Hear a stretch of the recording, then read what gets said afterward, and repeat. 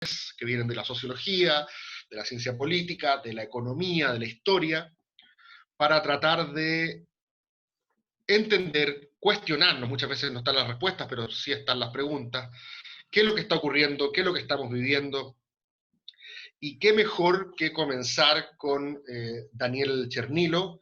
Daniel es profesor de la Escuela de Gobierno de la Universidad Adolfo Ibáñez, una flamante, reciente incorporación de la que estamos muy contentos. Daniel es además el director del doctorado en procesos e instituciones políticas de la Universidad Adolfo Ibáñez, así que aprovechamos de pasar el dato para el doctorado. Daniel es doctor en Sociología de la Universidad de Warwick.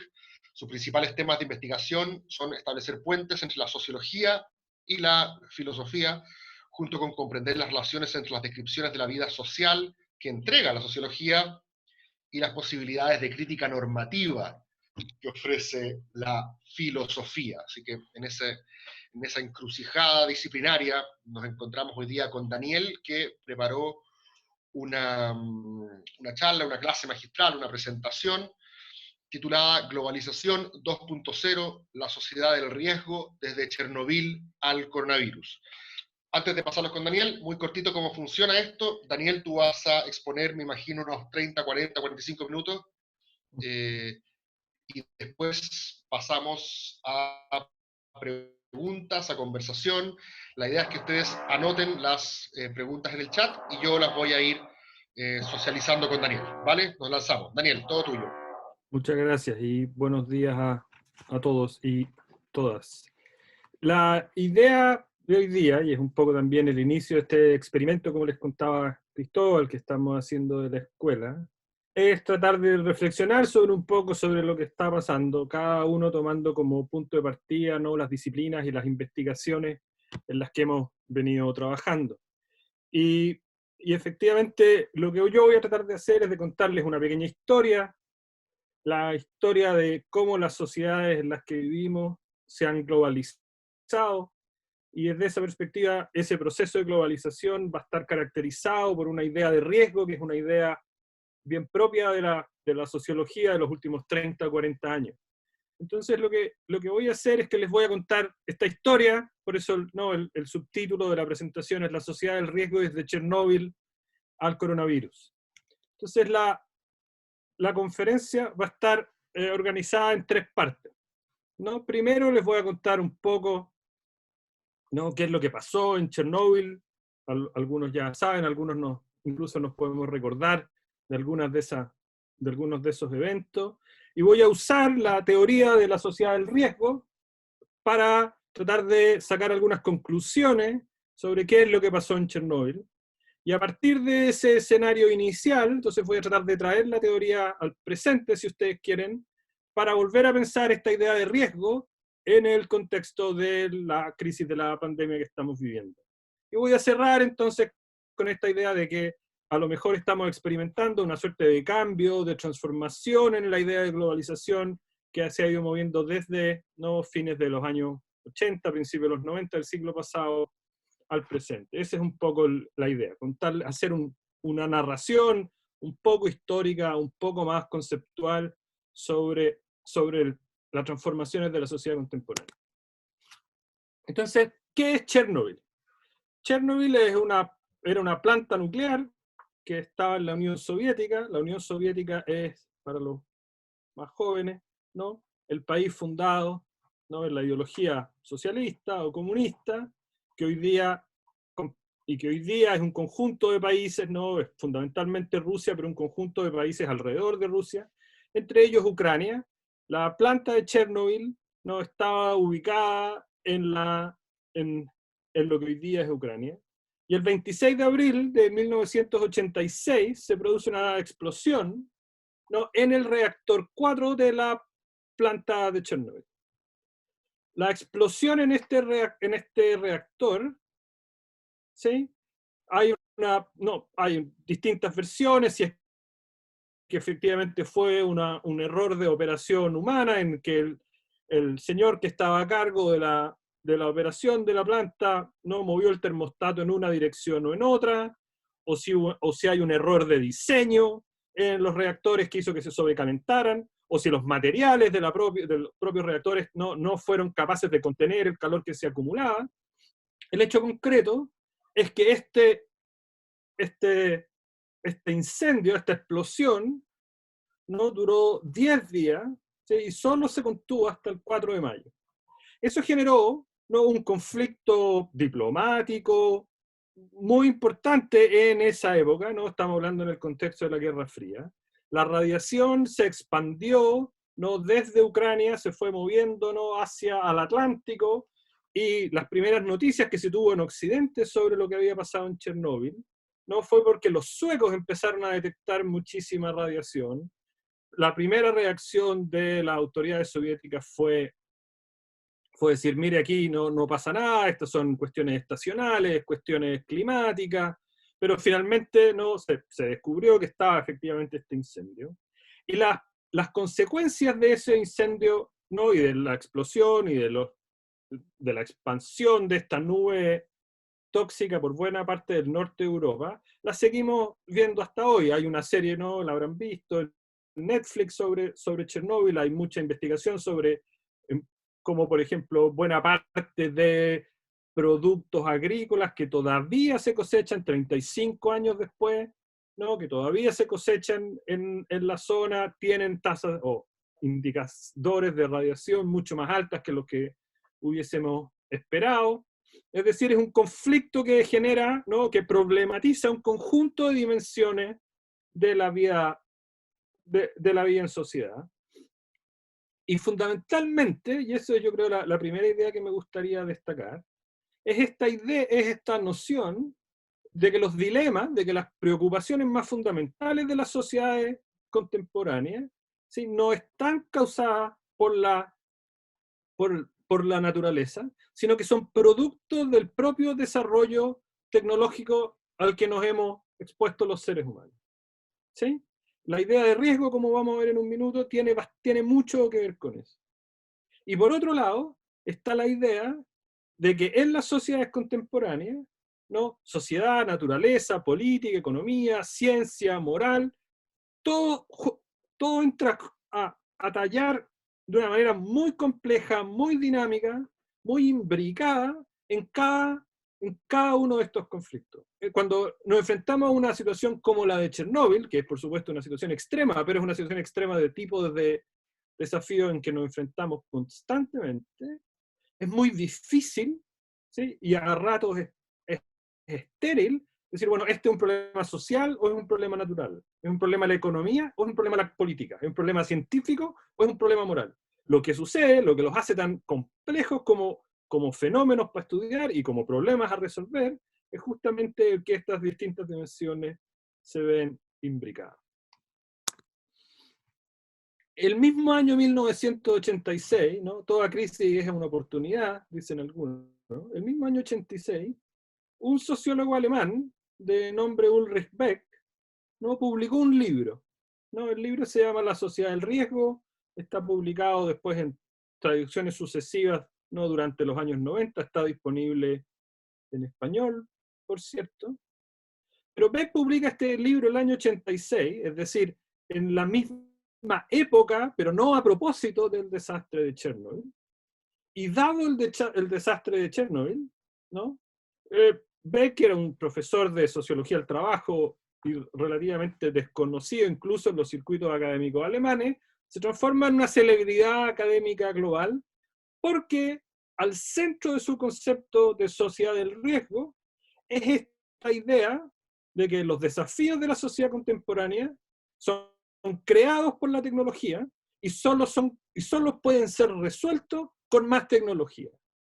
La tesis fundamental de Beck, vamos a ver 3 o 4 de sus argumentos principales, es esta idea de que el mundo contemporáneo es un mundo mediado tecnológicamente, construido tecnológicamente, un mundo en que ya no hay acceso a la naturaleza con independencia de las herramientas tecnológicas, con independencia del conocimiento científico, y dada la centralidad de la tecnología en la sociedad contemporánea, no es posible, de alguna manera, salirse de la tecnología Es decir, vamos a buscar una forma no tecnológica, una forma atecnológica, una forma antitecnológica de resolver los problemas contemporáneos. Si ustedes quieren, es una forma de decir, muy bien, hay que asumir que esta es justamente la condición moderna, un mundo mediado tecnológicamente, y cualquiera que le proponga a usted, si quiere, una salida como pre-tecnológica, donde vamos, por ejemplo, a volver a tener un contacto más prístino, más inmediato con la naturaleza, Beck dice, bueno, eso no responde a las características objetivas de las sociedades en que vivimos. Y eso tiene varias consecuencias. La primera está señalada en el último parrafito de esta lámina, es que si asumimos seriamente de que los problemas principales de la sociedad contemporánea tienen esta dimensión tecnológica, entonces los problemas fundamentales de la sociedad contemporánea son problemas globales. Porque la tecnología no tiene pasaporte. La tecnología se construye o se desarrolla en algunos países más que en otros. Hay algunos países que son muy innovadores, otros que son menos. Algunos países que son muy buenos para desarrollar tecnologías nuevas, otros países que pueden ser buenos para copiar y producir en masa aquellas tecnologías que se desarrollan en distintas partes del mundo.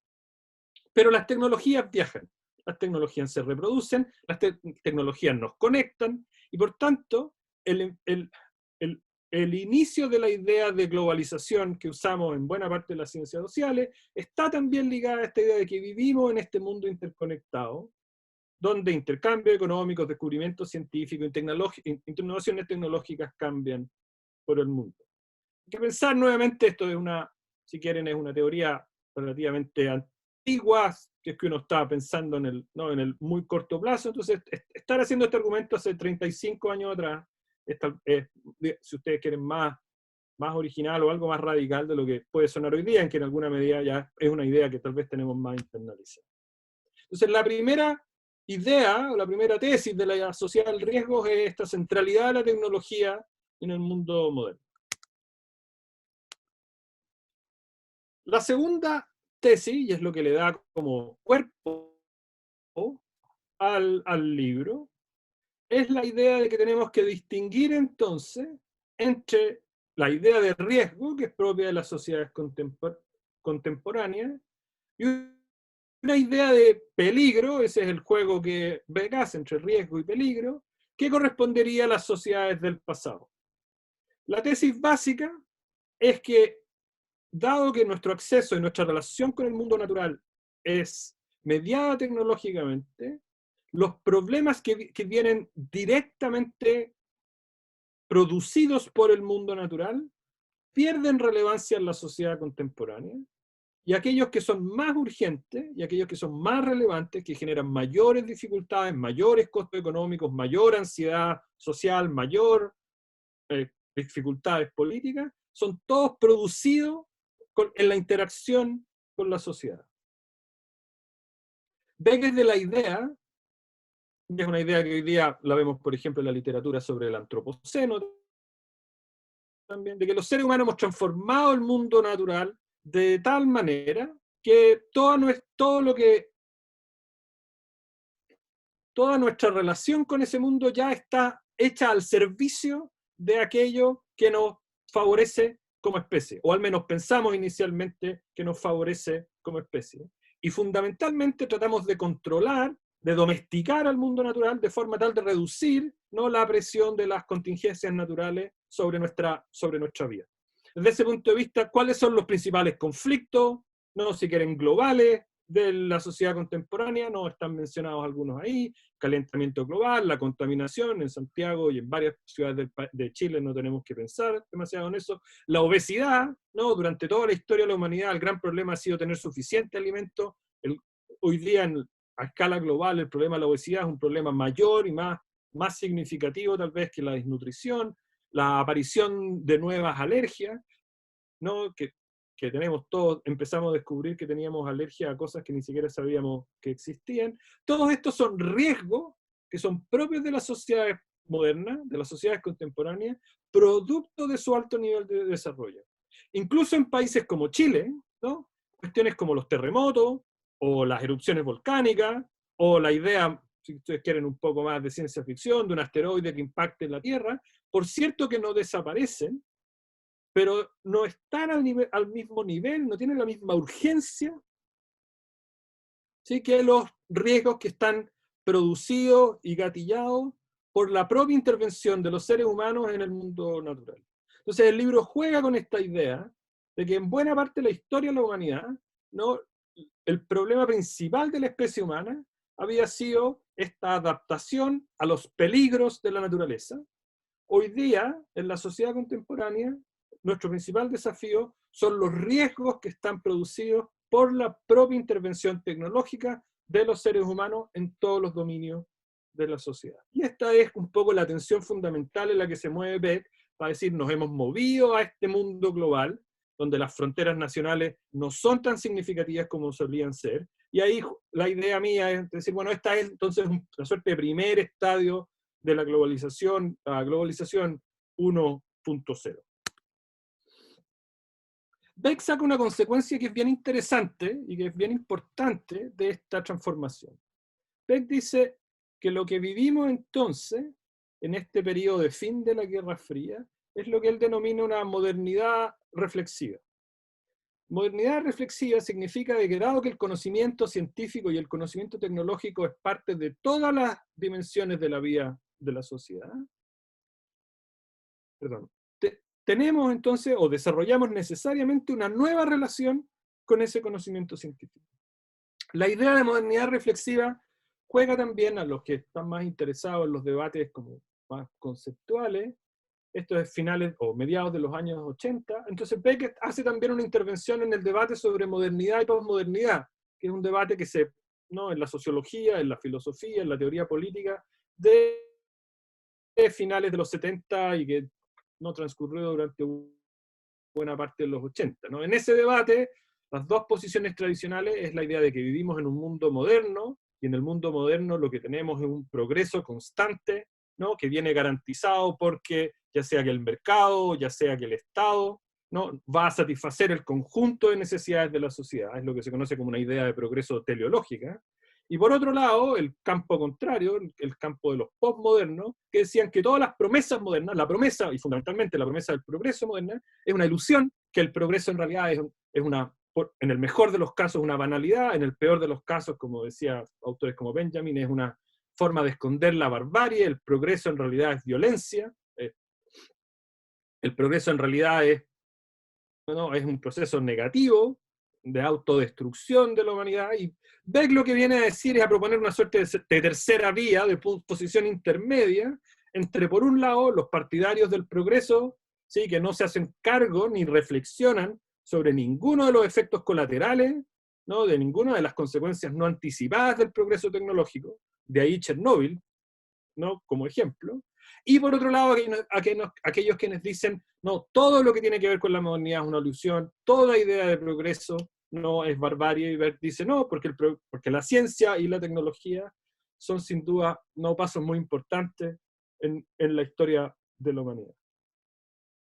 En esta nueva relación con el conocimiento, entonces, Beck dice que la modernidad reflexiva nos obliga a hacernos preguntas sobre por qué, en qué descansa nuestra confianza en la ciencia. Por eso está puesto ahí, si quieren ustedes, un poco retóricamente. ¿Cuál es la base científica? ¿O tiene nuestra confianza en la ciencia alguna base científica? ¿Podemos justificar científicamente, ¿sí?, la confianza que tenemos en la ciencia? ¿O es la confianza que tenemos en la ciencia, la confianza que tenemos en la tecnología, similar a la confianza que antes teníamos en convicciones religiosas, o convicciones cosmológicas, o convicciones de cualquier otro tipo? Lo que Beck dice es que hoy día, incluso cuando nos acercamos al conocimiento tecnológico, es difícil y no es crecientemente complicado, poco plausible, simplemente asumir el conocimiento científico como algo que hay que aceptar a todo evento. Si ustedes quieren, esta es una suerte hay una suerte de derivación después a la pregunta, por ejemplo, por cómo confiar en las noticias, las fake news. cómo validar o no validar la información que nos dan respecto de la tasa de mortalidad de este virus versus otra posibilidad de tasa de mortalidad, o otro modelamiento de la tasa de mortalidad. No la prevalencia en determinada población versus la prevalencia en otra población. Es decir, no podemos acercarnos al conocimiento científico de manera ingenua.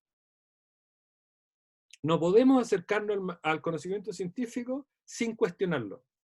La cantidad, la intensidad de nuestra exposición al conocimiento científico obliga a tomar un contenido o a tomar una disposición reflexiva frente a ese conocimiento tecnológico. Y por tanto, entonces, esta modernidad reflexiva se mueve en esta tensión entre, por un lado, la transformación radical y permanente y acelerada de la sociedad, y por otro lado, esta idea de que el progreso no es teleológico, de que el progreso no es simplemente una curva donde todo mejora de manera permanente y sistemática, sino que nos enfrentamos de forma permanente a efectos colaterales que erosionan la confianza en las instituciones científicas, en las instituciones modernas, pero sin embargo no tenemos una manera de salir de este loop, sino que tenemos que profundizar, hacer aún más reflexiva nuestra convicción y nuestro uso del conocimiento y de los valores de la propia modernidad. Ese es un poco entonces el escenario en el que se sostiene la tesis de la sociedad del riesgo. Como les digo, hace 35 años atrás, y dada la coincidencia de fecha, y es realmente una coincidencia porque el libro de Beck no está publicado como reflexión a partir de Chernóbil, pero este 1986 nos permite como un punto de partida para esta narración.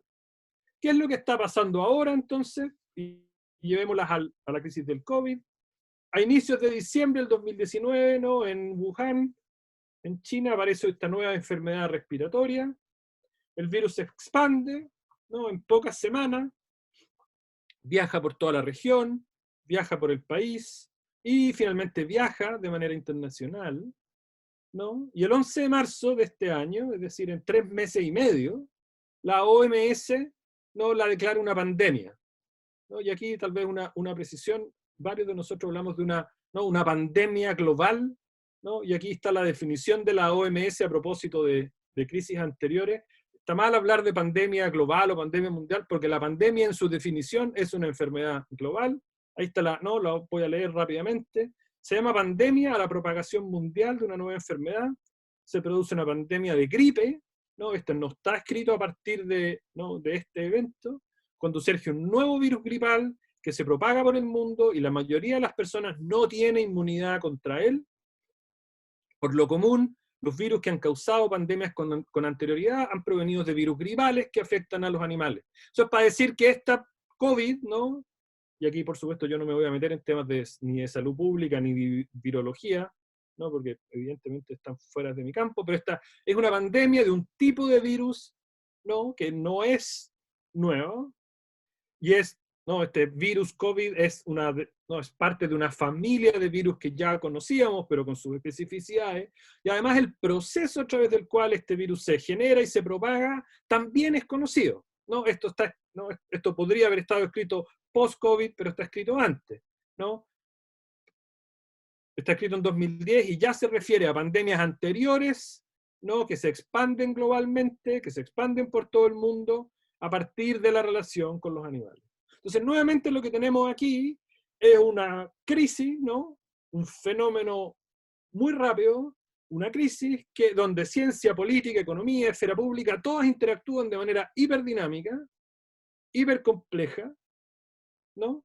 En la expansión y en la discusión sobre las posibles soluciones del virus. Y supongo que es evidente a estas alturas para todos que sea como sea que salgamos de esta crisis, y no hay ninguna duda, por lo menos para mí, que eventualmente vamos a salir de estas cuarentenas y volveremos a poder ir al cine y sobre todo ir al estadio, para los que nos gusta ir al fútbol, ¿no? Esto no va a suceder, ¿no? Gracias a que la ciencia sola lo resuelva, o la economía sola lo resuelva, o los tuiteros no sean capaces de ponerse de acuerdo sobre algo. Solo vamos a tener una solución a esta crisis, ¿no? En la medida en que todas las esferas de la sociedad van a tener que trabajar de alguna manera, de forma relativamente coordinada y de forma relativamente integrada, para salir adelante. ¿Qué más sabemos del COVID desde el punto de vista de la teoría del riesgo? Sabemos, evidentemente, que es una enfermedad que se ha expandido por todo el mundo. Sabemos, yo creo que aquí ya entonces empezamos a volver a la idea de globalización en el sentido más fuerte, que su rápida expansión es resultado de la propia expansión de la globalización en la sociedad contemporánea. La rapidez de la expansión del virus no hay ninguna duda que tiene que ver con la cantidad y la profundidad de la globalización, la intensidad de la globalización de la sociedad contemporánea, en el sentido más trivial, si ustedes quieren, es que la cantidad de gente que viaja por el mundo constantemente es más alta que nunca. Comercio, turismo, finanzas, deporte, intercambios estudiantiles, ¿no?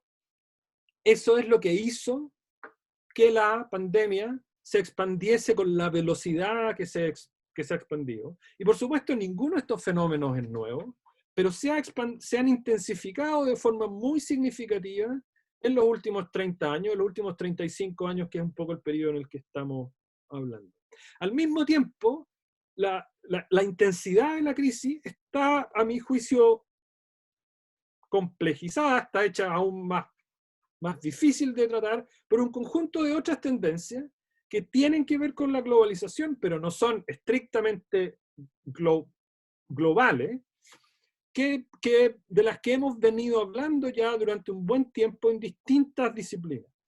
Sabemos que, y de esto vamos a hablar en la próxima lámina, no, la gran mayoría de los estados a nivel global arrastran crisis fiscales, ¿no? Gastan más de lo que tienen, y eso ha hecho, por lo general, a los países que tenían sistemas de salud públicos grandes, ha hecho que la trayectoria sea una trayectoria a la baja en lo que se gasta en salud, y eso evidentemente ha sido muy problemático.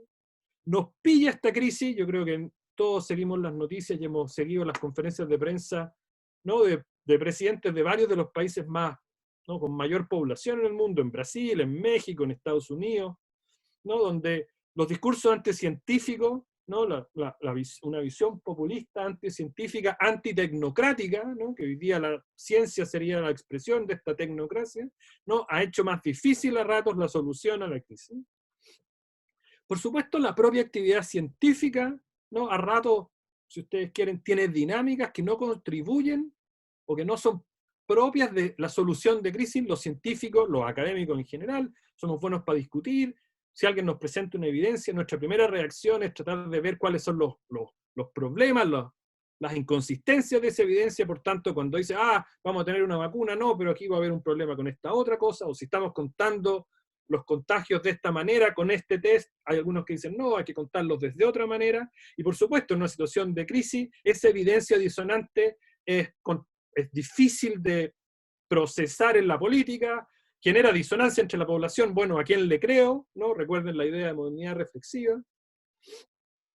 Veníamos ya hace rato, eso es una cuestión que los cientistas políticos vienen estudiando hace tiempo, con una suerte de desconfianza generalizada respecto a las fuentes donde tomamos las noticias. Por tanto, si hoy día alguien nos dice la tasa de mortalidad es tal o cual, uno puede estar más preocupado de dónde lo leyó, me lo mandaron por un WhatsApp familiar, lo leí en Facebook, en Twitter, o lo leí en el canal de noticias de o en un sitio web de esta orientación ideológica o de esta otra.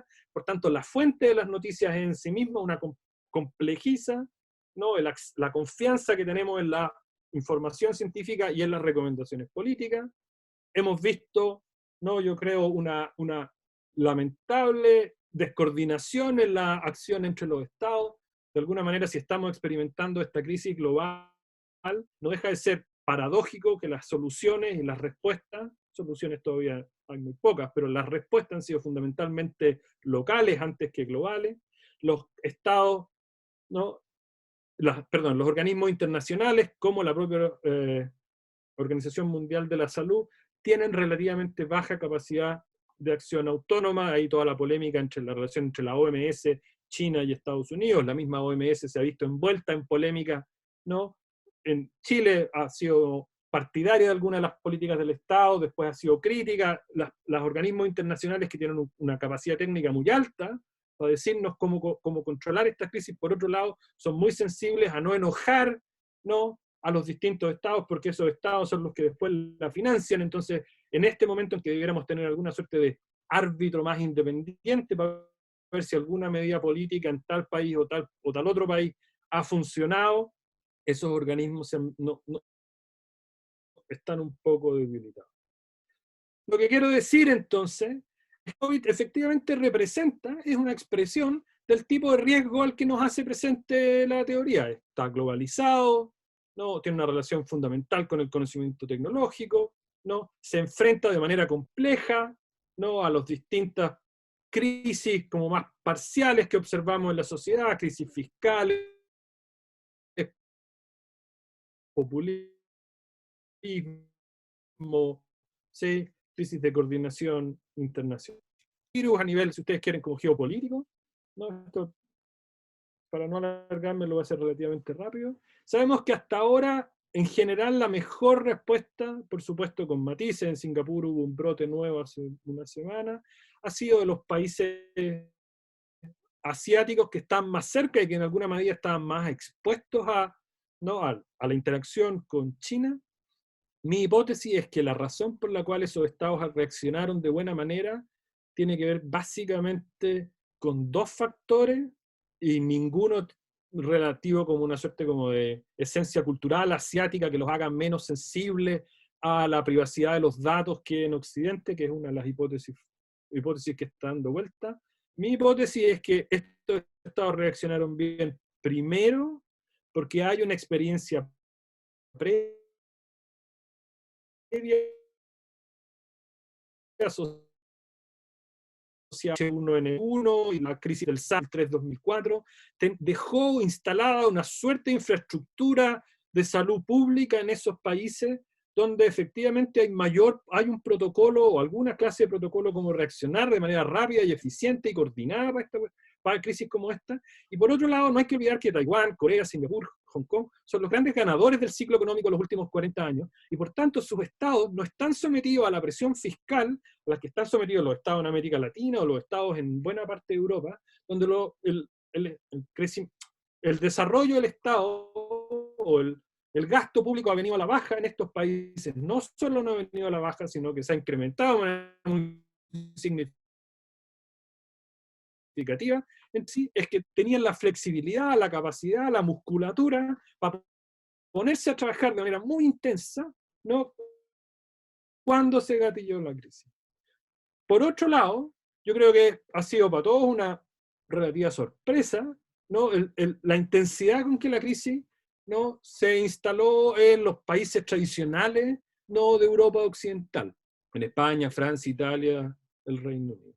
Ahí, en esos países la reacción estatal fue lenta, ¿no? Los estados demoraron en tomar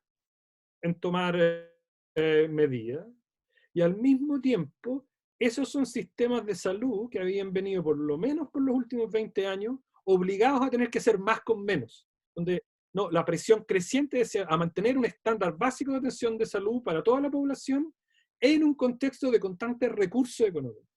Y si eso es así, los que trabajan en temas de organizaciones nos dicen es que aunque si la trayectoria es hacer más con menos, es una trayectoria, si ustedes quieren, de gasto decreciente, aunque yo de un día para otro coloque más dinero, ese cambio de trayectoria toma tiempo, no es automático.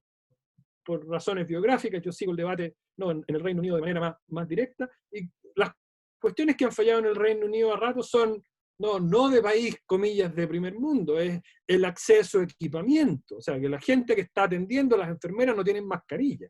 De eso estamos hablando. Que han tenido problemas, no de abastecimiento, de cuestiones básicas en el sistema de salud, porque incluso si se pone la plata, bueno, no está la infraestructura de apoyo que permite que esos sistemas de salud no funcionen rápidamente. Y por el contrario, los países de Europa Central, países como la República Checa o Eslovaquia, han tenido una reacción súper buena, súper alta, posiblemente, esta es mi hipótesis, justamente porque tienen un resabio de servicios públicos de alta calidad, son sociedades aún relativamente equitativas, con menos desigualdad económica que los países de Europa Occidental, y por tanto tuvieron una capacidad, si ustedes quieren, a nivel de sociedad civil, también de interactuar y de resolver la crisis más acelerada. El caso de Estados Unidos yo creo que es muy complejo, no lo voy a tratar de explicar aquí, pero hay dos cuestiones que son relevantes. La primera es que un país federalizado, un país federal como Estados Unidos, donde hay disputa, ¿no?, muy fuerte entre qué es el dominio de la política del Estado y cuál es el dominio de la política del Estado federal, ¿no?, ha hecho de la reacción una reacción no compleja. Y aquí no quiero ridiculizar ni concentrarme en el hecho de que, obviamente, evidentemente, la presidencia en Estados Unidos no ha jugado un rol no tan activo. Y hay segunda dimensión, y eso todos los que seguimos la política americana, incluso de lejos, sabemos, que el tema de la salud en Estados Unidos es un tema altamente político, y por tanto el tema del acceso a la salud, más bien el tema de la falta de acceso a la salud, se ha transformado, ¿no?, en un gran problema a la hora de solucionar la crisis. Como alguien decía en algún texto, decían, no hay ningún país del mundo donde la cesantía se relacione de manera tan directa con el acceso a la salud como Estados Unidos.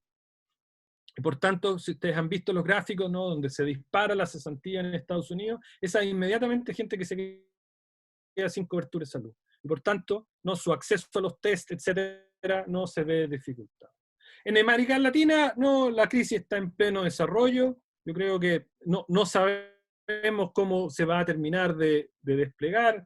Sabemos que países como Ecuador y Brasil la han llevado relativamente mal. En Chile, no, todavía la cosa está muy inestable. No sabemos cómo se va a desarrollar, pero sí sabemos que en toda América Latina los sistemas públicos de salud son débiles. Sabemos que en toda América Latina hay, ¿no?, proporciones muy importantes de la población que vive en condiciones de hacinamiento, que hacen de una cuarentena una medida muy difícil de implementar.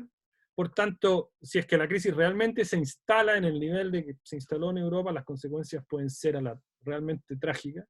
Y respecto de África, tenemos menos información, pero lo que yo he leído hasta ahora, sobre todo a través de informes de ONGs que trabajan en la zona, es que en África el principal problema, o sea, de que el nivel de pobreza en el que vive buena parte de la población hace que la crisis económica vaya a pegar, si ustedes quieren, sin desfase. Si es que la pandemia se instala, lo que vamos a tener inmediatamente, ¿no?, es una crisis económica, no solo de desempleo, que es lo que puede o va a pasar en buena parte de nuestros países y en todo el mundo, pero ese desempleo, la crisis económica se va viviendo con rezago. Aquí va a ser una crisis como inmediatamente.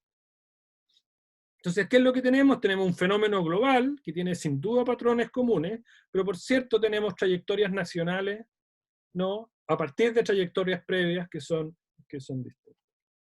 Entonces voy a empezar a terminar y voy a tratar de entonces cerrar con la idea de la globalización 2.0. Me quedan 2 láminas. Entonces decíamos, la globalización de principios del siglo XX, de fines del siglo XX, la globalización 1.0 a la que se refiere Beck, no se refiere a cuestiones a las que ya estamos más o menos familiarizados.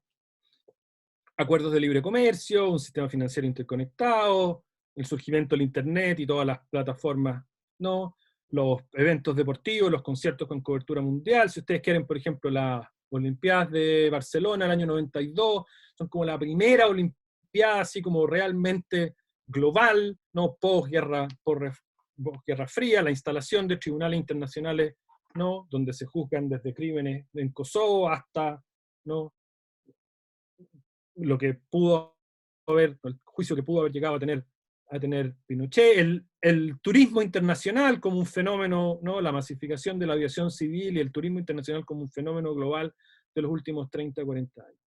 Pero esa globalización tenía al mismo tiempo todavía dos ideas que son altamente problemáticas para la comprensión del momento contemporáneo. El primero es que esta globalización 2.0 era todavía bastante eurocéntrica, euroamericanocéntrica, si ustedes quieren. Estaba siempre la hipótesis de que los desarrollos, las innovaciones más significativas surgen de Europa, surgen de Estados Unidos, y desde ahí se despliegan al resto del mundo. Se mantiene esta idea de que los países desarrollados tienen esta suerte como de jerarquía en todas las áreas de la sociedad, y los fenómenos, la economía, la democracia, la política, la ciencia, se expande desde el centro a la periferia, se decía hace 50 años. Eso hoy día no parece plausible. Y había esta idea, ¿sí? Una suerte de idea de fin de la historia, ese término está tomado, ¿no? De Hegel en el siglo XIX, pero popularizado, ¿no? Por Francis Fukuyama en un artículo también en esta época, a finales de los 80, ¿no? Esta idea de que la globalización es una suerte de destino inexorable de la humanidad, y globalización significa ahí, ¿no? Capitalismo, un mercado abierto y una democracia liberal que funciona sin contradicciones. Y esta globalización 2.0, incluso Beck, aunque posiblemente Beck es capaz de hacer algunas inflexiones a ese argumento, esas ideas están todavía a la base de la idea anterior de globalización. Me parece que la crisis contemporánea no nos habla de un estadio nuevo, una forma nueva de globalización. Y se me ocurren que hay al menos dos dimensiones, y con esto realmente termino. Hay dos dimensiones que son muy importantes al respecto. La primera es que estamos viviendo un fenómeno de simultaneidad sin precedentes.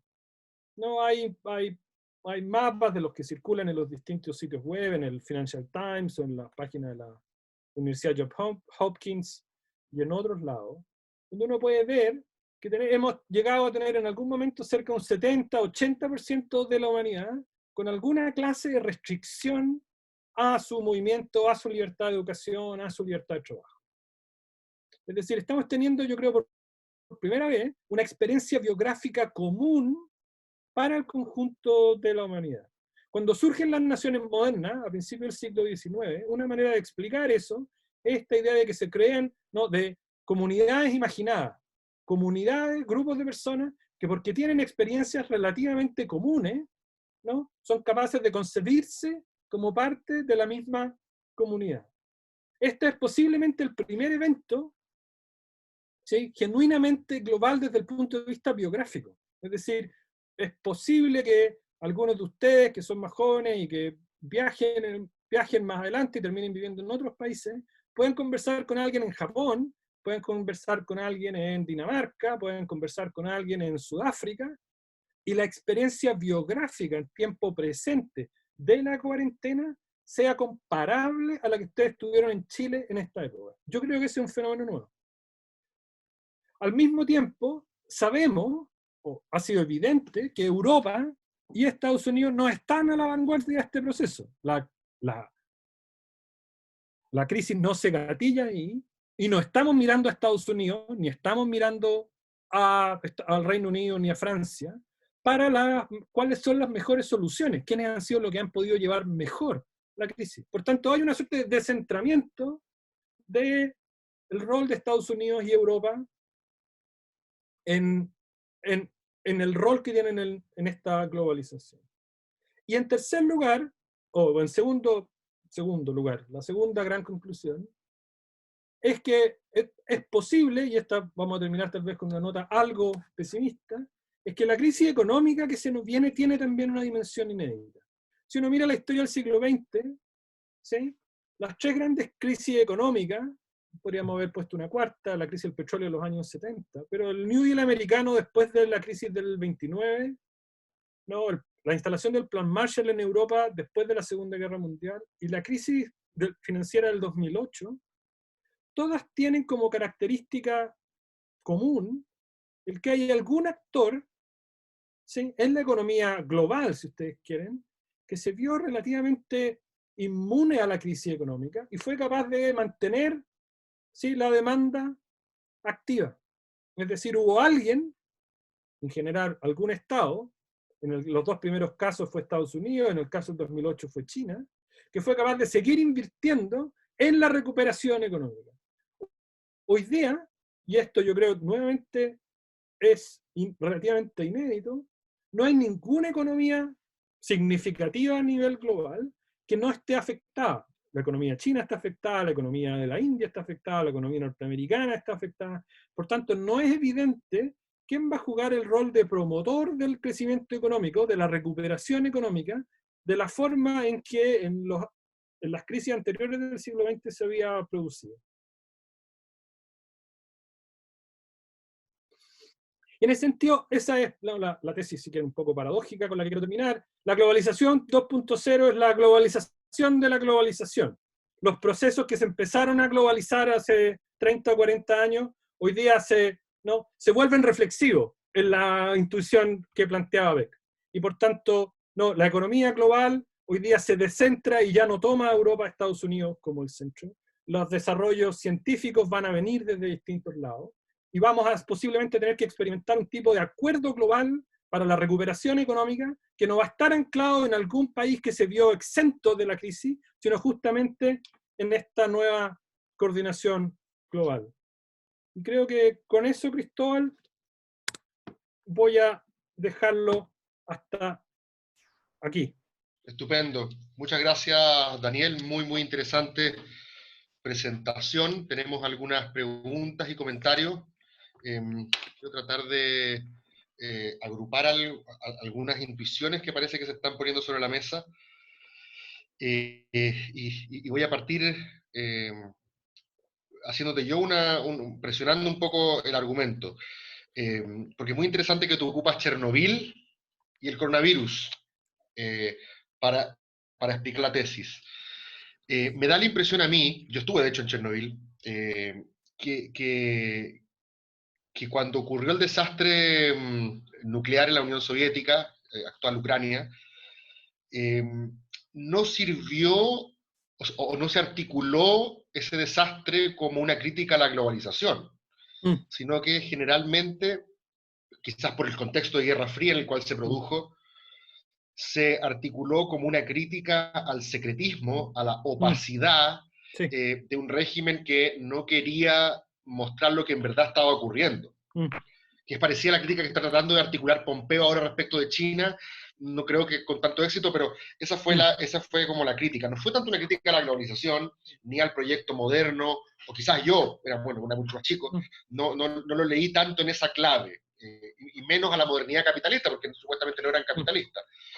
En cambio, ahora con el coronavirus, parece que sí existe, de manera mucho más extendida a la globalización. O por lo menos está la pregunta. Hay algunos tipo John Gray que te dice, obviamente, que esto es un punto de no retorno y aquí cambia la forma en cómo entendemos la globalización. Por ejemplo, respecto a la clásica premisa de Adam Smith, de que cada país tiene que hacer lo que mejor sabe hacer, el que tiene ventajas comparativas que lo haga, no te pongas a hacer autos en Chile porque mejor que los compres al que lo sabe hacer. Y aquí, por último, cuando se trata de mascarillas y ventiladores artificiales, mejor que cada uno haga lo suyo. En ese sentido, habría un golpe, estarían rayando la pintura de la globalización. Pero otros tipos Harari te dicen no, por el contrario, esto necesita más globalización. Porque el tipo de información que requerimos para enfrentar esta pandemia, grupos de científicos trabajando en forma coordinada, pasándose la información unos a otros, es más globalización y no menos. Entonces siento que hay una diferencia entre Chernobyl y el COVID-19 en ese sentido. Creo que la crítica a la globalización no estuvo como tal en Chernobyl, está mucho más ahora en el COVID-19, mezclada a la crítica a la modernidad capitalista y a la misma idea de progreso que de alguna manera igual se venía arrastrando de la última década con los movimientos populistas que tensionaban a la democracia liberal. Como que de alguna manera muchos entienden que el coronavirus le puso una lápida a esa narrativa de progreso optimista, fukuyamiana, Steven Pinker y toda esa onda, pero en el fondo ya venía produciéndose esa especie de mirada media antiprogresista, más como rusoniana, resentida del progreso, por así decirlo. Entonces quería ver cómo podías explicar esa diferencia. Ya. ¿En qué sentido, te lo trago corta, en qué sentido una crítica a la globalización es también una crítica al progreso, o es también una crítica a la modernidad capitalista, o estas cosas son elementos independientes? Sí, yo creo que es súper importante clarificar el punto de Chernobyl. Efectivamente, la crítica a Chernobyl en esa época, y yo creo que tampoco ahora, no es una crítica a la globalización. No, parece que lo que quería decir era el desastre de Chernobyl, las consecuencias del desastre de Chernobyl nos ponen frente a la aparición de la globalización sin lugar a dudas. Porque las consecuencias, ¿sí?, se viven en en ese contexto a escala ya al menos transnacional, ¿sí? Porque ya justamente el secretismo de la Unión Soviética falló, no permitió mantener la cuestión. ¿Y por qué no permitió? Porque la contaminación ambiental no reconoce ideología, no reconoce pasaporte, no reconoce nacionalidades, y los suecos empezaron a ver, ¿no?, que tenían niveles de radioactividad altísimos, y en el norte de Escocia, ¿no?, las ovejas también empezaron a tener problemas, ¿no?, en la lana y en los ojos, digamos. Entonces es más bien el inicio de la globalización. Yo creo que es súper importante la precisión. Y también es importante decir que efectivamente hay una lectura del COVID, que es la lectura de que este es el inicio del fin de la globalización, y que lo que se viene es un proceso de suerte de desglobalización. Y ahí el argumento es un argumento, yo creo, doble. Por una parte, es el argumento de que las cadenas de producción, este modelo japonés de mantener todo como coordinado en tiempo real, sin stock, de forma tal de que las cadenas de producción sean muy limpias, muy livianas, ¿sí? Es muy frágil, ¿no? Entonces, nuevamente, en un país que importa mucho, el problema es que no podemos quedar sin alimentos, ¿no?, en un tiempo relativamente corto, ¿no? Un país como el Reino Unido se puede quedar sin alimentos en 4 o 5 días, ¿sí? O sea, muy intenso. Y eso, por tanto, la fragilidad de esa interacción es muy alta.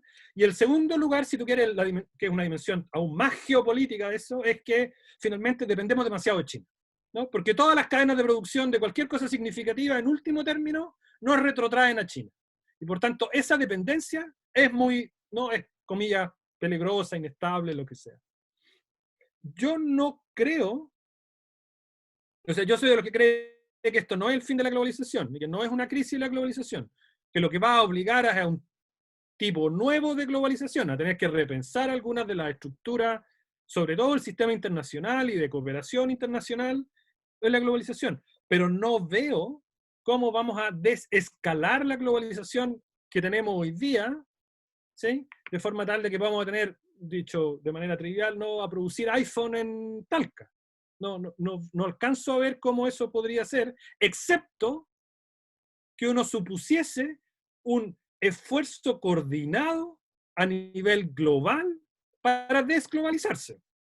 Es decir, que hiciésemos alguna suerte como de nuevo acuerdo global, cuestión que no creo que vaya a suceder, por cierto, pero, ¿no? Entonces, no veo cómo el argumento de la desglobalización podría tener sentido, excepto cuando se trata de procesos productivos de bienes bien específicos, donde los países tradicionalmente más poderosos, Europa Occidental básicamente, se han dado cuenta de la fragilidad de su propia subsistencia, de algunas de sus industrias clave, producto de esta crisis.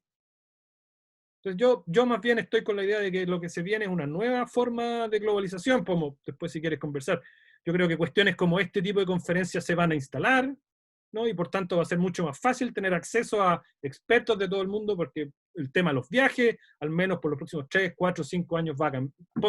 Yo creo que van a haber otras dinámicas de ese tipo, pero como una desglobalización en el sentido de una vuelta a una división nacional del trabajo, yo no me lo imagino. Gracias, Daniel. Te voy a empezar Sí. a lanzar algunas preguntas en orden y las que me parece que pueden contribuir. Hernán, por ejemplo, pregunta si acaso la confianza en la ciencia, eh, como este método de producción de conocimiento, no está implícita justamente en el método. En cambio, la desconfianza en las tecnologías muchas veces tiene que ver con el uso de la tecnología, no con la idea de progreso científico que se basaría en esta especie como de credibilidad epistemológica del método. No sé si la sociología tiene, ¿cómo se llama?, una distinción clara entre ciencia y tecnología. Hay algunos, yo sé que lo hacen en otras áreas, pero esa sería una buena pregunta. La desconfianza respecto de qué es lo que es.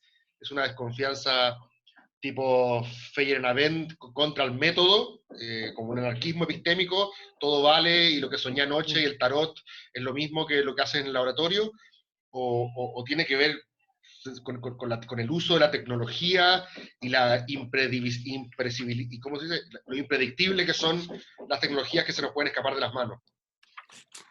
Yo creo que en este caso, desde la sociología, uno ve que hay de las dos. Hay transformaciones respecto de del tipo de convicciones a través de las cuales no la ciencia se justifica, y efectivamente la idea de que la astrología y la astronomía son lo mismo, ¿no? Se construye a partir de la base de que no hay una diferencia epistémica fuerte entre ambas, y esa yo creo es parte de una desconfianza más generalizada a un conjunto de instituciones modernas, ¿no? Que se expresa en la política de determinada manera, con los medios en determinada manera, en el sistema educativo de otra manera. Pero hay también esta idea de que la tecnología tiene siempre despliegues colaterales, ¿no? Consecuencias no anticipadas, que por definición, ¿no? Nos sorprenden y que tienen efectos negativos. Entonces se produce esta suerte como de loop. El ejemplo que uno suele dar en clase es decir, bueno, durante muchos años decían, use margarina en vez de mantequilla, después te cambian el consejo los científicos y dicen, no, mire, porque la margarina en realidad es aún peor, porque tiene no sé qué componente, entonces use más mantequilla. Entonces se produce este loop. Dicho eso, yo creo que crecientemente, y también en las ciencias naturales, digo también en las ciencias naturales porque eso pasa de hecho también en las áreas nuestras, en las ciencias sociales, la legitimidad del conocimiento científico está ligada a su capacidad de aplicación técnica. Si uno mira lo que ha pasado, por ejemplo, en los departamentos de biología en muchas de las universidades del mundo, en las universidades más grandes del mundo, los departamentos de biología han pasado de ser departamentos de biología que hacían ciencia básica a hacer laboratorios de las escuelas de medicina, derechamente, donde la investigación básica se sigue desarrollando, pero con un horizonte final, ¿sí? Que es, si tú quieres, tecnológico. Entonces, en alguna medida, yo creo que, no sé, parte de lo que muestra la literatura de tipo STS, ¿no? De Ciencia y Science and Technology Studies, nos muestra que en alguna medida la distinción entre ciencia básica y ciencia aplicada, ¿no? Conocimiento puro y implementaciones tecnológicas, también se va borrando. Porque la inversión en ciencia hoy día, ¿no? Es, ok, tenemos que entender más los virus, tenemos que entender más determinadas clases de patógenos, porque estamos preocupados, en último término, de un determinado tipo de infección, de un determinado tipo de enfermedad, ¿sí? De un determinado tipo de tratamiento. Por tanto, hay también ahí ¿no? Los bordes entre ciencia básica y ciencia aplicada se van haciendo más porosos. Y en tercer lugar, yo creo que está la tecnificación propia del conocimiento científico, que hace que en contextos como este, ¿no? Sea efectivamente muy difícil, incluso para quienes no leemos las noticias constantemente y tenemos algún nivel de alfabetismo respecto de procesos más generales, bueno, poder discriminar como actor lego, ¿no? Entre distintas discusiones científicas. Lo hemos visto en este caso, esta es la famosa como es la inmunidad de rebaño, qué significa exactamente, ¿no? Cuán política versus cuán científica es esa idea, ¿sí? Y se nos hace difícil evaluarla en el mérito científico. Sí, no tenemos, porque por supuesto los propios científicos no se ponen de acuerdo, y eso es propio, ¿no? Es parte del motor de la actividad científica. Oye, Heider, tiene una pregunta interesante, dice si podrías como más en qué sentido la pandemia puede ser pensada desde el modelo de la sociedad del riesgo. ¿Y cuál sería la diferencia con verlo desde una política de las catástrofes? Más precisamente, puede decirse que la pandemia es un accidente o catástrofe internacional. ¿Existe esa distinción? No estaba al corriente. Lo de Chernobyl, todo el mundo sabe que es un accidente causado por culpa de la negligencia humana. En el caso del COVID, es difícil echarnos la culpa, de la manera como sí es súper fácil echársela en Chernobyl. Hay algunas, la primatóloga chilena Isabel Benque, por ejemplo, ha sugerido que esto tiene que ver, no, la idea no es de ella, de otros también, de que esto tiene que ver con nuestra voracidad del Homo sapiens, de ir arrinconando a la fauna, y por eso hay mercados húmedos como los de Wuhan, y un poco también es culpa nuestra. ¿Cómo lo ves tú, no? Esa diferencia entre accidente y catástrofe No, intencional? sé que hay una literatura sobre catástrofe, pero no es una literatura con la que yo esté muy, muy familiarizado. Lo que sí diría es que en alguna medida lo propio de las catástrofes, ¿sí? Es esta idea de que eventos localizados, ¿sí? Se expanden, su onda expansiva, ¿sí? Es impredecible y es inconmensurable en relación del evento original, de la envergadura del evento original. Y desde ese punto de vista, este fenómeno calza. O sea, aparte de la paradoja del COVID, si tú quieres, es que sin duda es una crisis global, pero está gatillada desde un mercado de comida que está preocupado estrictamente del comercio y de la alimentación local. O sea, no hay nada más local que estos puestos de comida, ¿no? En estos mercados, ¿no? Que alimentan a la población pobre, ¿no? Bajo prácticas alimenticias que no son globales justamente.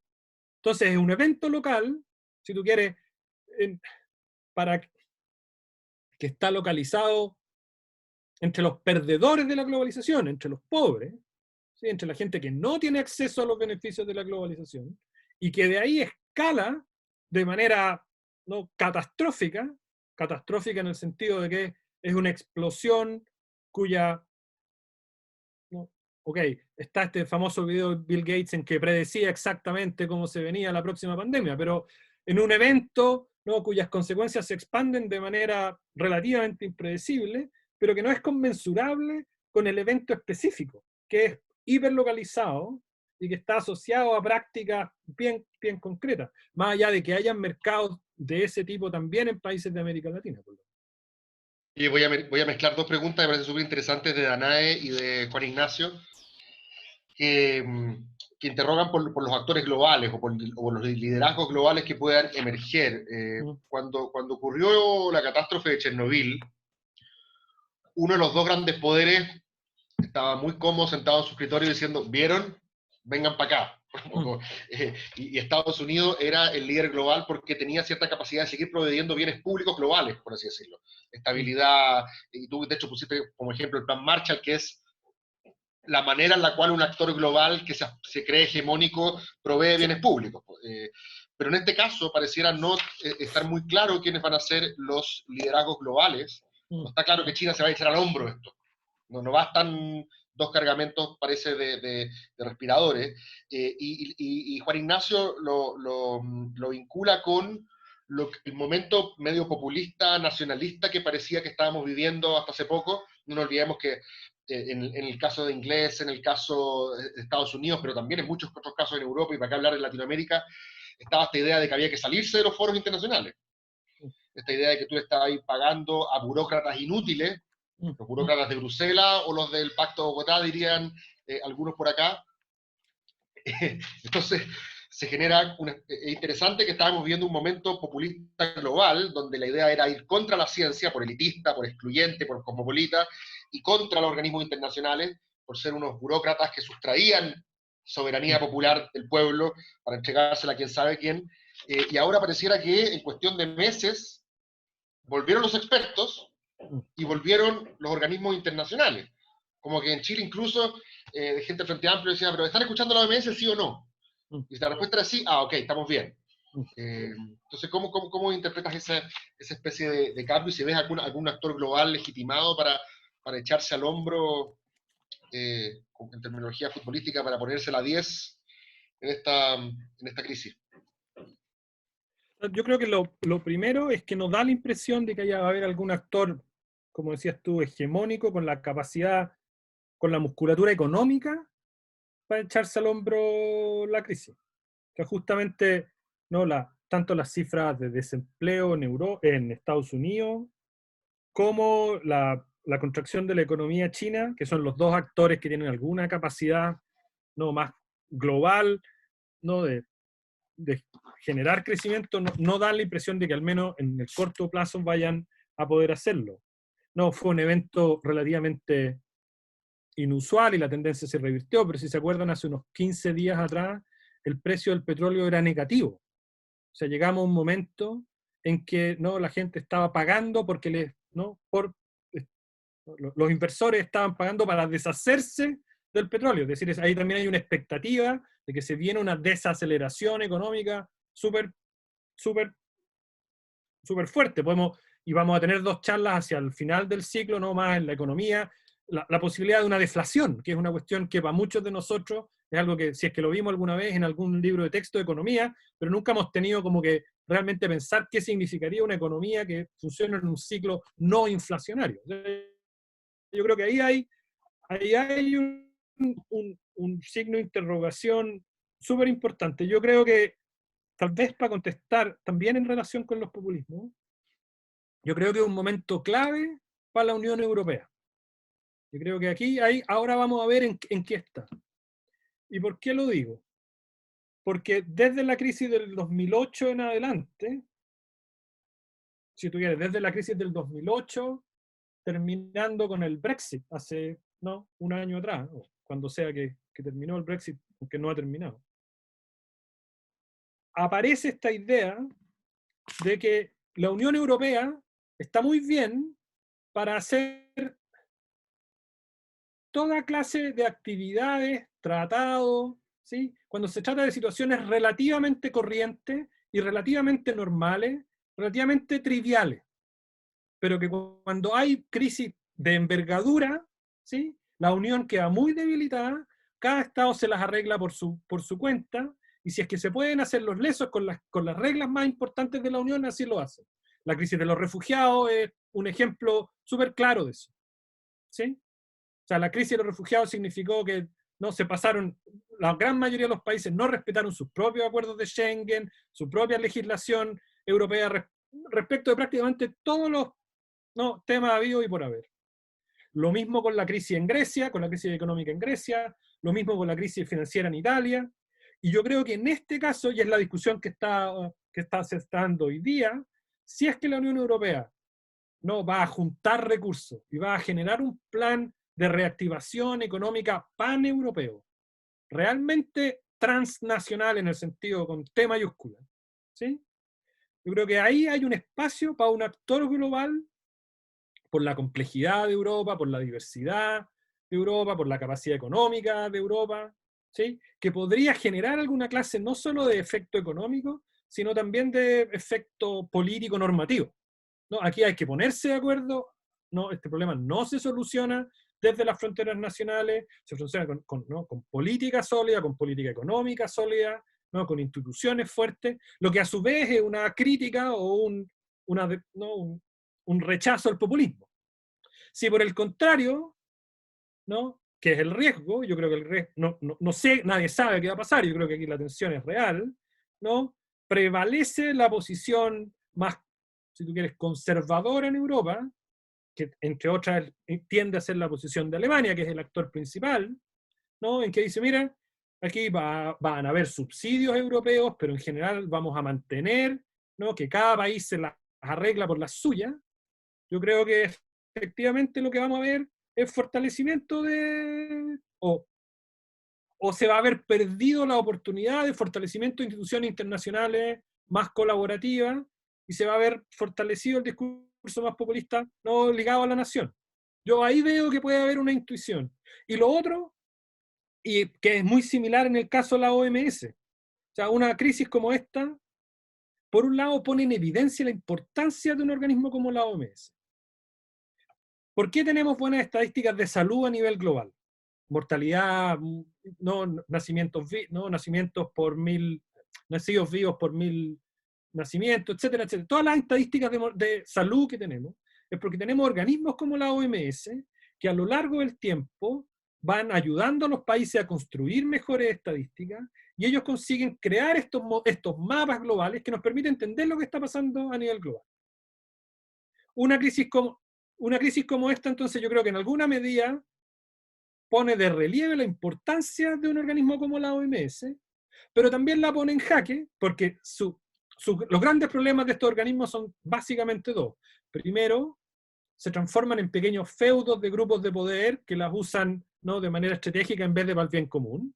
¿no? Entonces nos forman estas burocracias doradas, ¿no? Que generan mucho resentimiento, ¿no? ¿No? Porque, bueno, esto es gente que se va, ¿no? Que se jubila con estas pensiones doradas, ¿no? Y hacen poco y nada. Y por otro lado, es que desde el punto de vista de su financiamiento y desde el punto de vista de su capacidad de acción concreta, son completamente dependientes de los estados, tienen cero autonomía. Entonces el representante de la OMS no puede salir en ninguna parte del mundo a decir el gobierno lo está haciendo mal. ¿Sí? Más allá de que, y eso no solo, porque en alguna medida puede no saberlo, porque en el desarrollo contingente de la crisis hay incertidumbre, sino porque el financiamiento y la legitimidad, la capacidad de acción concreta del organismo depende del Estado. Entonces, nuevamente, es posible que haya o hay espacio para una revitalización de organismos de este tipo, que desde ese punto de vista fortalecerían un tipo de saber técnico ligado a la política, pero autónomo de la política, con capacidad de no dar consejo técnico para decisiones políticas, pero si se debilitan efectivamente, entonces van a aparecer que, ¿no? Que las soluciones de Bolsonaro o las soluciones de Nueva Zelanda no fueron, son perfectamente comparables. Hay una cantidad de preguntas, viejo, buenísimas, así que hay que echarle un vistazo después a esto, Okay.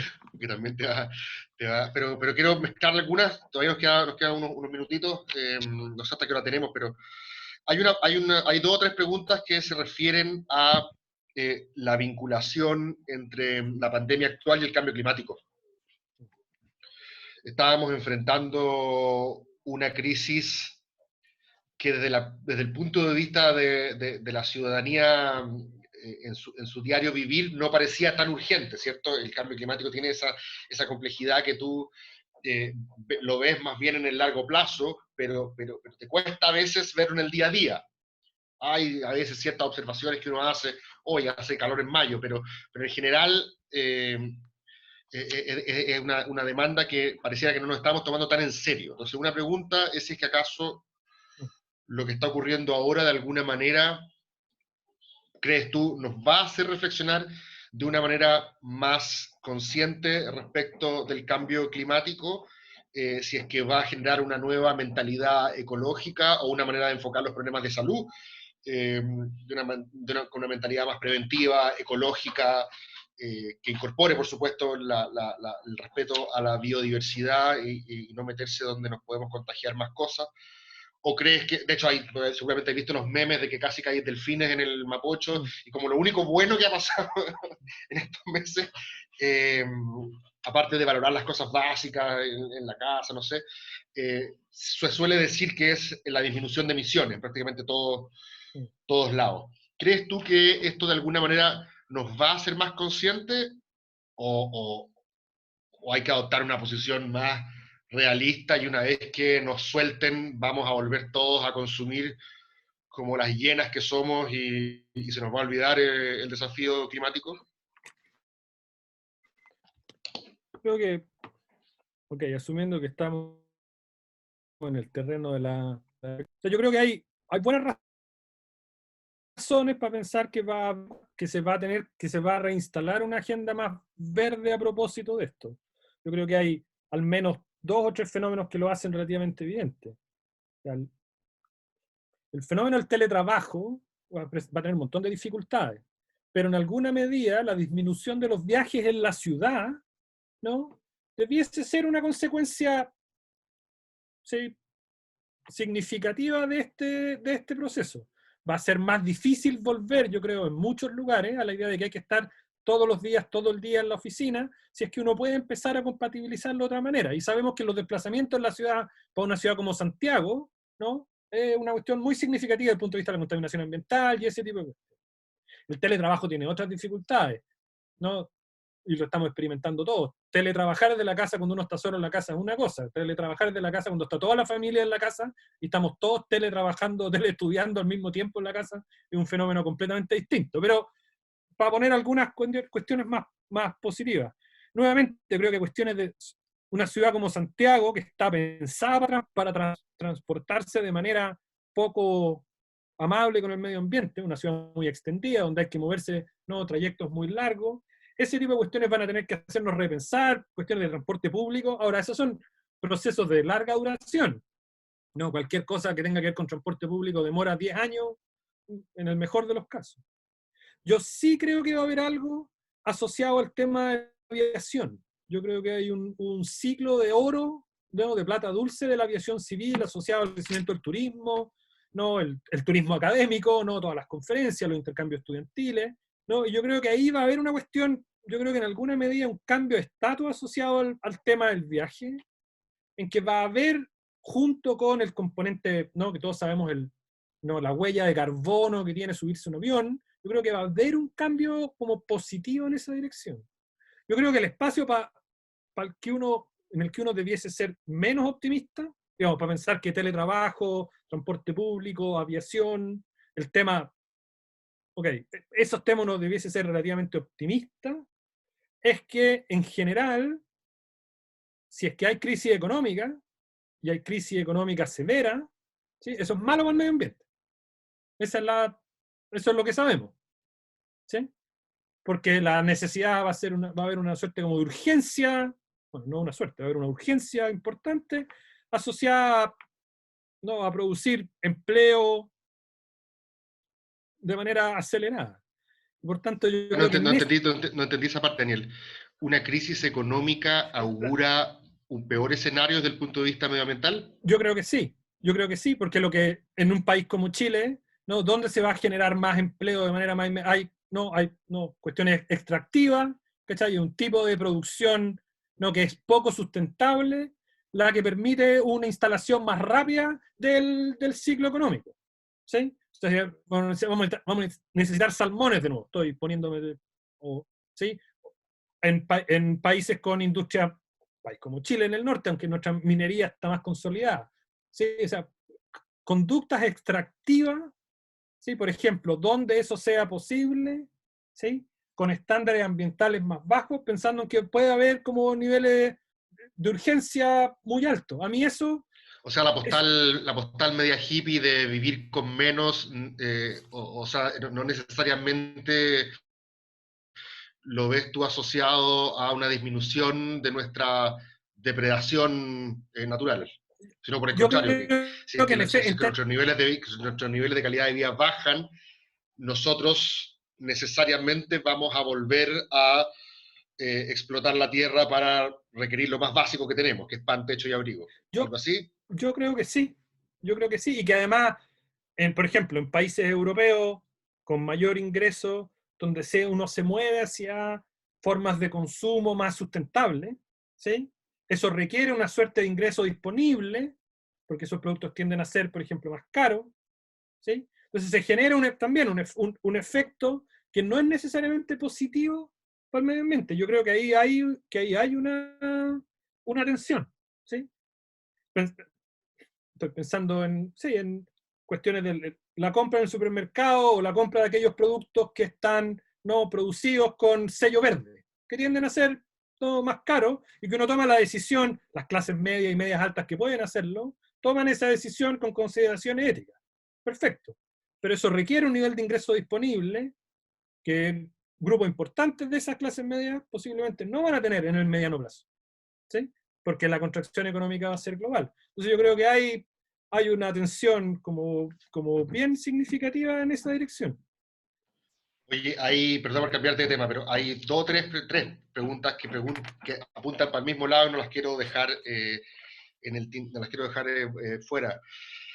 Hay, si no me equivoco, una de las primeras reflexiones que hubo a propósito de esta provocación de Byung-Chul Han era si es que acaso los regímenes autoritarios iban a controlar mejor la pandemia en sus respectivas fronteras, si es que acaso esto no era una vuelta al Estado, desde el punto de vista de volver a tomar control y sobre la famosa teoría schmittiana en la excepción, el que hace la excepción es el soberano, y suspender algunas libertades individuales.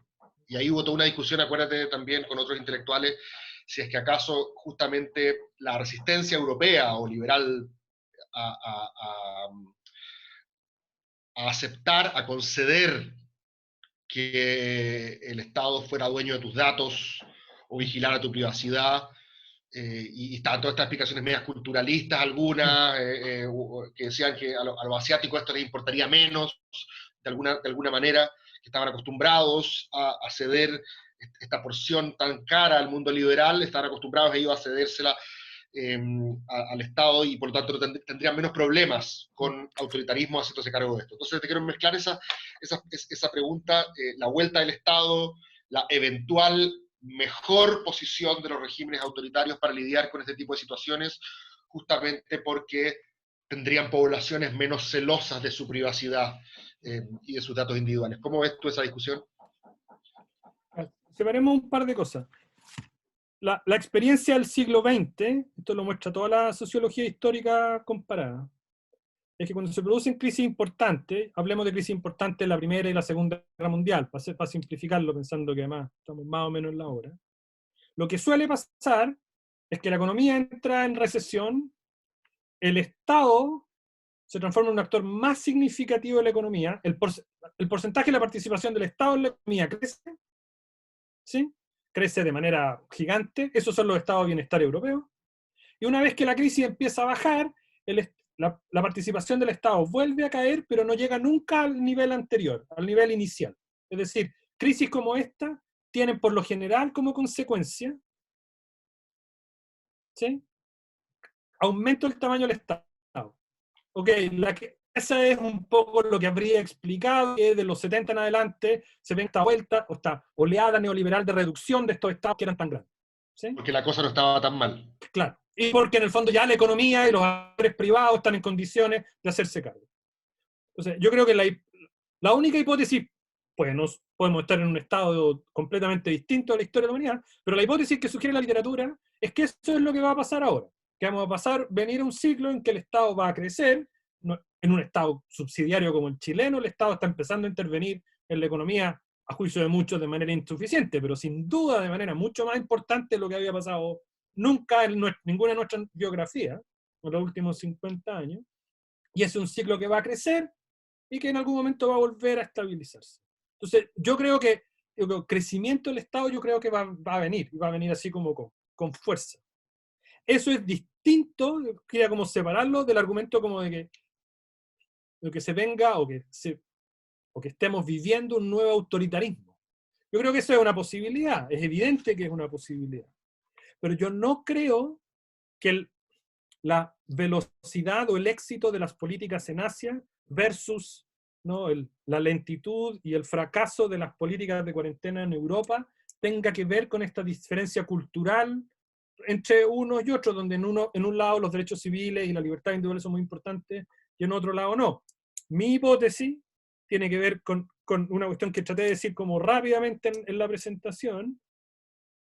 Son dos cosas. Primero, Hong Kong, Singapur, Corea del Sur, Taiwán, tenían experiencias de salud pública acumulada con las pandemias, asociadas justamente al SARS, al H1N1. Habían políticas públicas semi-instaladas, una suerte como de servicio de, ¿cómo se llama aquí la que está encargada de las emergencias? Como una ONEMI de salud, de pandemia, ¿no?, donde entonces los mecanismos se activaban de manera más rápida. Había una infraestructura de base instalada que en Europa no estaba.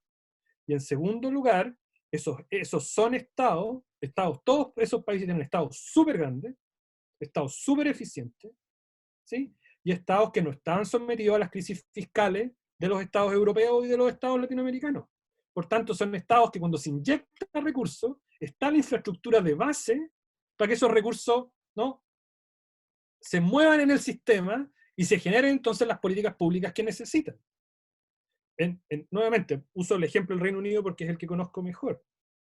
Cuando en el Reino Unido el sistema de urgencias del país, la atención de urgencia, cuando uno se pega en la cabeza o se queda una pata y va a la urgencia, cuando ese sistema está con la soga al cuello hace por lo menos 10 o 15 años, ¿sí?, eso demuestra que frente a un evento, ¿no?, frente a un tsunami como este, su capacidad de reacción, incluso si uno pone la plata sobre la mesa, ¿sí?, no están las secretarias, no están las ambulancias, no están las camillas, no está todo el otro aparato que permite que el sistema de salud funcione de manera tan eficiente.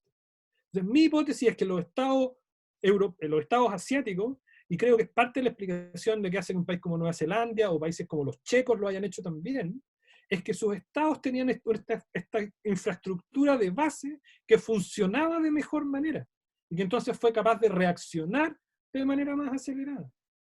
Mi impresión, no sé suficiente de política europea como para, habría que ver como en el detalle en cada país por qué no Francia o España se demoró más o menos en tomar las decisiones de las cuarentenas. Yo creo que es una mezcla de factores donde el tema de la privacidad o de la libertad individual fue uno de los factores, pero no creo que haya sido el factor como principal, que haya habido esta suerte como de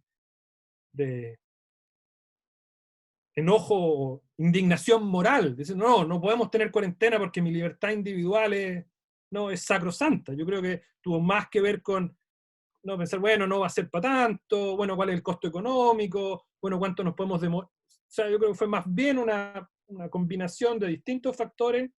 Por tanto, no jugaría yo con la idea de que hubo entonces una suerte como de valoración altísima o excesiva de la libertad individual en Europa Occidental por oposición a una completa irrelevancia de la libertad individual en los países asiáticos. A mí me parece un tipo de culturalismo ese que no conduce nada. Me admites una última pregunta, ya estamos en la 10:30, pero hay una última también que se repite harto, por lo menos ya van varias preguntas, ¿ah? Y tiene que ver con hasta qué punto el relato moderno, o el relato progresista, para simplificarlo de alguna manera, considera que estos son, voy a ocupar un concepto muy coloquial, pero yo creo que todos van a entender, estos son condoros evitables. Estos son riesgos que, tomando las medidas correctas, pensando en Chernobyl, por ejemplo,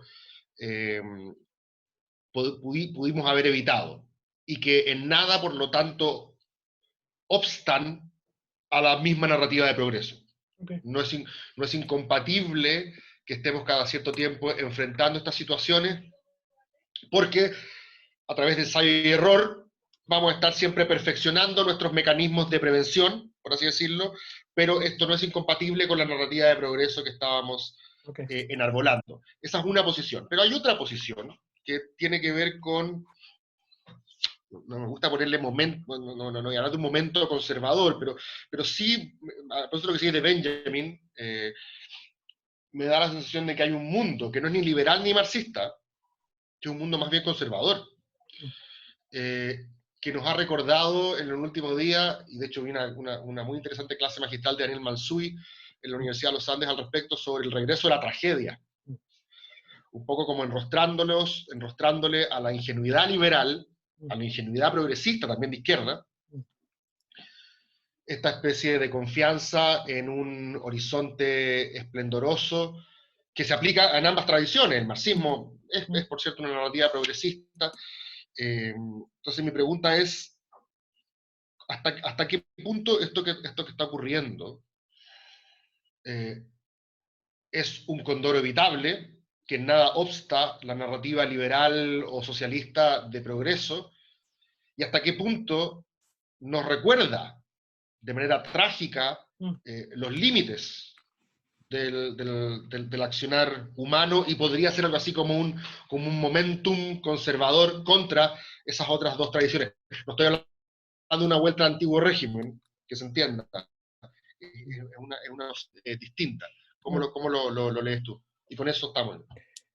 Lo pondría así. A ratos, por ejemplo, uno escucha el argumento de que, bueno, esta no es una pandemia tan terrible, ¿no? La tasa de mortalidad es relativamente baja, el problema es que es alto contagio, pero se ha muerto comparativamente, no es tanta gente, entonces se ve, bueno, la gripe española a final de la Primera Guerra Mundial, o el cólera, ¿no?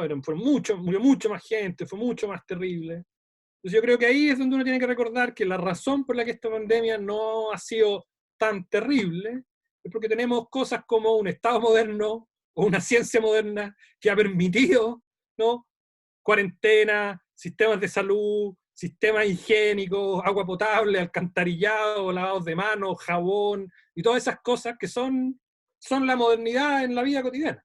Es decir, yo creo que uno debe asumir, esa es mi posición, de que en buena medida, yo no creo que sean condoros en el sentido de que yo creo que hay una situación de dinámicas inevitables que un poco esta idea de los efectos colaterales que hablábamos en la, en la charla. Pero sí creo que esta es una crisis que muestra, suena duro o medio contraintuitivo decirlo ahora, pero es una crisis que muestra el éxito de las instituciones modernas.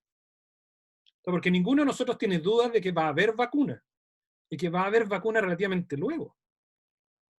El problema es que no la tenemos hoy día, pero vamos a tener una vacuna. En 6, 12, 18 meses va a haber una vacuna. Y el hecho de que el Estado, esto es un fenómeno nuevo en la historia de la humanidad, que los Estados saben cuánta gente vive en sus países, saben dónde vive, son capaces de modelar con bastante nivel de precisión cómo se va a comportar esa población para poder mantener, ¿no?, la ciudad funcionando, pero al mismo tiempo reducir, ¿no?, el tráfico en la ciudad. Ese es un éxito del Estado moderno en su capacidad de, ¿no?, de mantener la vida social funcionando, incluso en condiciones como esta. Desde ese punto de vista, yo creo que hay una, si tú quieres, reivindicación, si no de la idea de progreso, al menos de dos instituciones fundamentales de la modernidad, ciencia y Estado. Desde el otro lado, yo creo que sí, que está el llamado a atención, yo lo vincularía a la discusión sobre el cambio climático, lo que en alguna literatura se llama como este constructivismo moderno. Esta idea de que basta con que los seres humanos nos propongamos algo para que eso sea posible y para que eso sea normativamente justificable. Que en la voluntad humana, ¿no?, descansa esta suerte de superpoder, ¿no?, que nos autoriza a llevar a cabo cualquier proyecto que nos propongamos. Y que en el fondo esta vuelta a la tragedia o esta recuperación de la idea de tragedia dice, bueno, hay que tener cuidado. Porque puede pasar que eso nos venga, nos venga a morder la cola, ¿no? Y en ese sentido, yo creo que eso es una suerte de llamado de atención necesario respecto de que hoy día, y en ese sentido podría tomar la idea del condoro, hoy día nadie tiene derecho a decir, es que yo no lo vi, no lo preví. Porque el no prever es parte del escenario. O sea, cada vez que tomamos decisiones de envergadura significativa, no podemos prever los eventos específicos. Pero el asumir que esto va a tener efectos colaterales negativos debiese ser parte de lo que hacemos respecto a todas nuestras decisiones más importantes. Y por tanto ese voluntarismo, ese constructivismo asociado que basta con que como seres humanos o como especie nos propongamos determinados proyectos, llegar a la Luna o conquistar Marte, eso baste como justificación para llevarla a cabo. Yo desde ese punto de vista me tomo como este momento conservador que sugerías tú, de que la idea de progreso no puede ser ciega a estas alturas, ya nadie puede seguir, ¿no?, asumiendo ingenuidad respecto de que los cambios sociales de envergadura, los procesos sociales de envergadura, vienen con consecuencias, ¿no?, de todo orden, que son parte de su esencia. Estupendo, muy interesante y una buena manera de terminar para dejarnos tarea para la casa e irnos pensando en eso. Muchas gracias, Daniel, especialmente Daniel Chelnilo, muchas gracias a todos los que participaron. Hubo más de 130 personas conectadas en algún minuto o más, no tengo aquí el cálculo. Hay muchas preguntas que evidentemente no se pudieron hacer. Esta cuestión va a quedar grabada, así que va a estar también a disposición y Daniel va a poder revisar esas preguntas y ver si es que de ahí también se le ocurre un nuevo artículo, quién sabe, hay que buscar las maneras de seguir vinculando la academia y el debate público, y aquí hay varias personas que tienen conocimientos más que suficientes para ayudarnos a hacer ese link. Así que muchas gracias a todos y nos estamos viendo el próximo miércoles. En que vamos a invertir los roles. No, el señor Corales voy a hacer yo, voy a cortar la entrada y Cristóbal va a exponer. En las sesiones siguientes van a ser otros de nuestros colegas los que lo harán. Así que el próximo miércoles va a estar exponiendo Cristóbal en este mismo horario y canal. Muchas gracias. Nos vemos. Chao. Cuídense. Chao.